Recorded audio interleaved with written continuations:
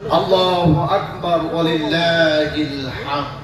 يا أيها الناس اتقوا ربكم الذي خلقكم من نفس واحدة وخلق منها زوجها وبث منهما رجالا كثيرا ونساء واتقوا الله الذي تساءلون به والأرحام إن الله كان عليكم رقيبا.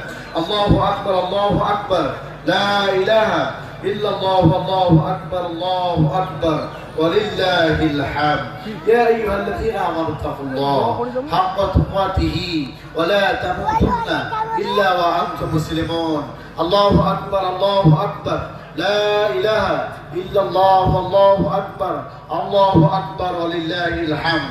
يا أيها الذين آمنوا اتقوا الله وقولوا قولا سديدا يصلح لكم أعمالكم ويغفر لكم ذنوبكم ومن يطع الله ورسوله فقد فاز فوزا عظيما. الله أكبر الله أكبر لا إله إلا الله والله أكبر الله أكبر لله الحمد. أما بعد فإن أصدق الحديث كتاب الله وخير الهدي هدي محمد صلى الله عليه وسلم وشر الأمور محدثاتها وكل محدثة بدعة وكل بدعة ضلالة.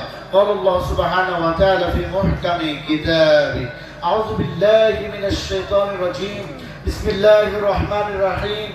إخواننا في الله كنا نزلنا نتحدث حوله اعتزال الإسلام بالأضحى. وقال سبحانه وتعالى قل إن صلاتي ونسكي ومحياي ومماتي لله رب العالمين. الله أكبر الله أكبر لا إله إلا الله والله أكبر الله أكبر ولله الحمد. وقال سبحانه وتعالى لا ينال الله لحومها ولا دماؤها ولكن يناله التقوى منكم. الله أكبر الله أكبر لا إله إلا الله والله أكبر الله أكبر ولله الحمد. وقال النبي صلى الله عليه وسلم من وجد ساعة فلم يضح فلا يقربن مصلنا. الله أكبر الله أكبر لا إله إلا الله والله أكبر الله أكبر لله الحمد.